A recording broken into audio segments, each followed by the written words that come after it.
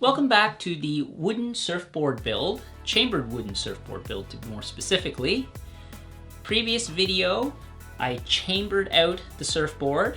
Now in this video, we're going to do the final sanding. We're gonna clean it all up. We're gonna hit it with the belt sander first to remove all the glue, which I've already started a little bit of it, and I forgot to shoot the intro, so that's why I'm coming back to do that now. Gonna hit it with the belt sander, even it all out. The belt sander does a great job in leveling and removing material really evenly. Once that's all done, I'm going to move on to a random orbital sander, and I'm going to just do the final finishing sanding on the board with that, with increasingly finer and finer grits. I'm starting off with around an 80 or so, and then I'm going to work all the way up to in the 100s, maybe even up to 220. The rails I'm going to do with the random orbital sander as well. I'll probably do a little bit of the rail sanding by hand using a sanding block just to kind of do the final sanding on it, but the bulk majority of it's going to be done with power tools because sanding wood does take a little more elbow grease than, say, shaping a foam board. So that's what this video is going to be about. I'll just kind of quickly just show you what I do in this video. It's not a lot to it. It's going to be continuing just foiling the board some more, removing any excess material that we had originally done 2 videos back, because the last video was chambering and the video before that was shaping the rails. So first thing I'm going to do, hit it with the belt sander, thin it out a little bit more, remove some additional weight that's on the board. Already, it's at a okay weight. It's not super light, but I'm happy with the weight that it's come out, but I'm going to remove more weight when I hit it with the belt sander while I'm leveling it out. And then after that, like I said, hit it with the orbital sander for the final step. Real quick, real easy, but really just a few little things to watch out for. Not to over sand the rails. Make sure to do long, even passes on all of the board. Never sit in one spot, as I mentioned before in other videos, and kind of, you know, sand divots into your board because you think that there's a spot that needs more material removed, but then what you end up doing is just removing too much material and you end up with a big divot. You want to remove material all at the same rate so you get a nice, even, visually good looking board. All right, let's get to it. I just want to show you really quickly what I've already started doing on this side is kind of rounding this side out. You notice it's round, and on the other side, it's still got a square edge. When you look at it here, you can even still see some of the marks. So what I'll start doing is rounding that all down. And then back here at the tail, we're going to keep this all the way up to about the 18-inch mark, as I mentioned in the other videos. This is going to be a hard edge, whereas here, the tuck will be a soft edge, which I haven't actually started shaping yet. I just have it cut in, but then I'm going to round it off here in this video. Also, this isn't the final rounded edge. It needs to be profiled more. I just wanted to show you that I have started doing it.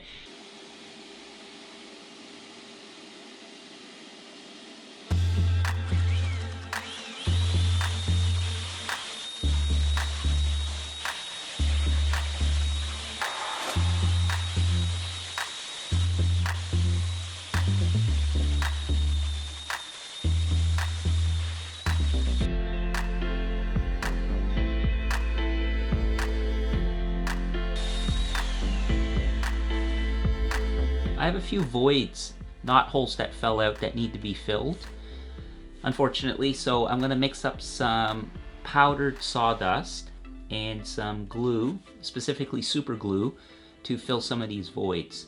And the reason why I'm not using an off-the-shelf wood filler is because if I use real sawdust, it'll actually look better and it'll actually age with this wood because it's actual wood. Here I have some really fine sawdust. I'm just going to take some super glue and mix it up. You could also probably use real wood glue, but I find this, because it's clear, works a little better.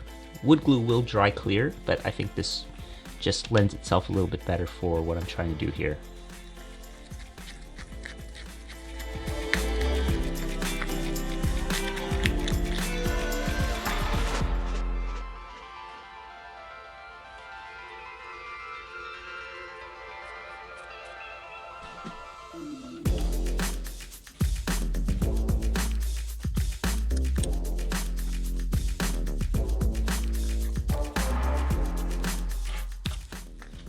See how much darker this comes out? With it being dark, it looks really good. If it's light, it's gonna really stand out. It won't look like a knot. Same with this one here. This one here looks really good dark. Blends right in. Now that I have any holes or minor gaps filled, it's time to just continue on with the finishing sanding. So we did the majority of the profiling a couple videos back before we did the chambering. Now's our chance to thin out the board, kind of do the final shaping, because this is going to be it. So just take your time during this step, look the board over, look it up and down, make sure that the lines look smooth and even. Do roughly the even same amount of passes on either side when you're sanding. It's a little harder to do on a wooden board because you don't remove material as quickly, whereas on a foam board it's easier to count your passes. But same thing on a wooden board, try to count the amount of passes or how much time you spend on either side. Try to keep it equal. There's not much else to it, so just enjoy the video. I'll probably just time lapse or maybe just film a little bit more, but there's not much to the final sanding.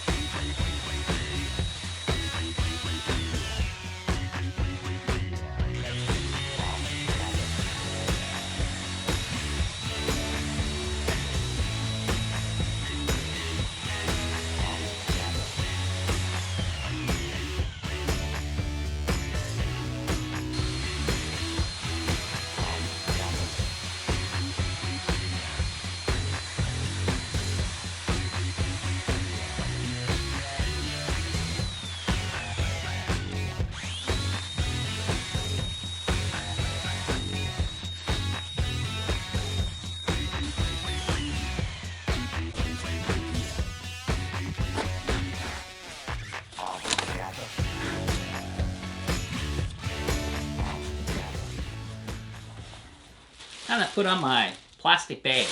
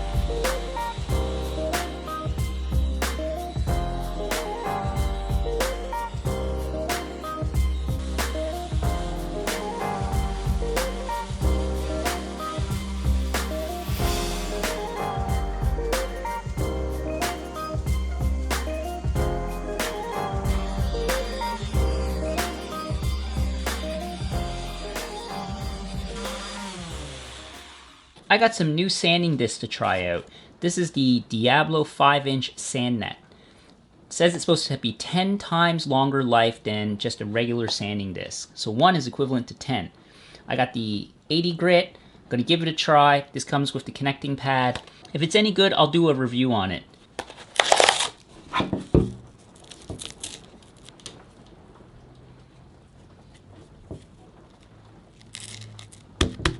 That's kind of cool. The dust collection should work really well with these.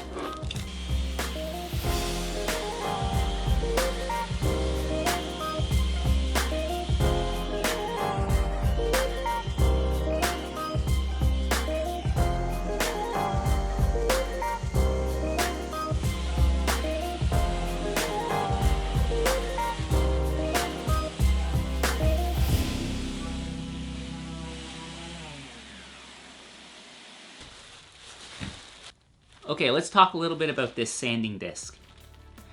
This sanding mesh works awesome, I have to say. With the vacuum attached, it really sucks most of the dust into the vacuum system when I'm sanding the flats. It hasn't clogged up.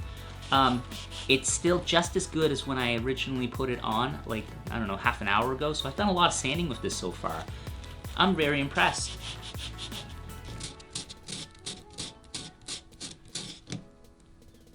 Anyways, the rails. So I got the rails all sanded down, I got them blended in, so I think that's about ready to go. I'm gonna hit this surfboard with some final sanding with some finer grits of sandpaper just to smooth it all out, and I think I'll call this video done at that point. On the sides here on the rail, I got them all nice and even. They've blended in, they look really nice. I've looked it up and down, nice rounded, blended into the rest of the board. I foiled it, I foiled the nose and the tail. It's looking great.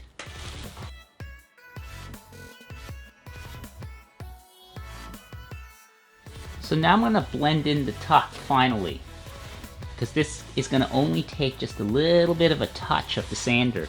So I'm just gonna gently blend this all the way back to the tail, or at least 18 inches up from the tail.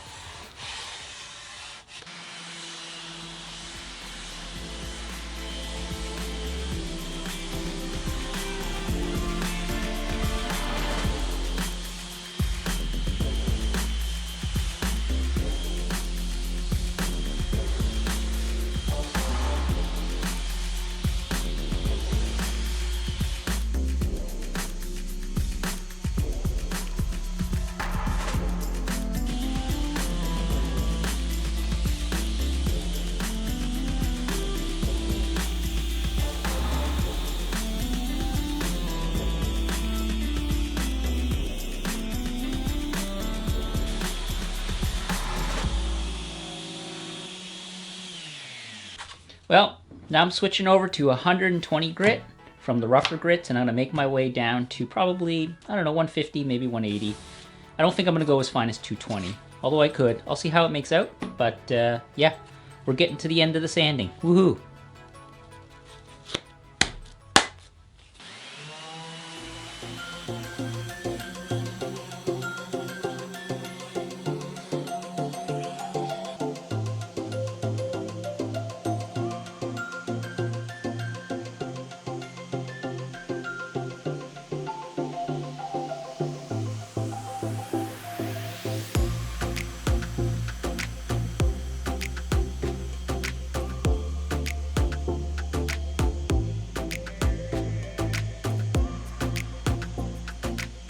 Gonna sand the rails by hand, and that'll be pretty much it.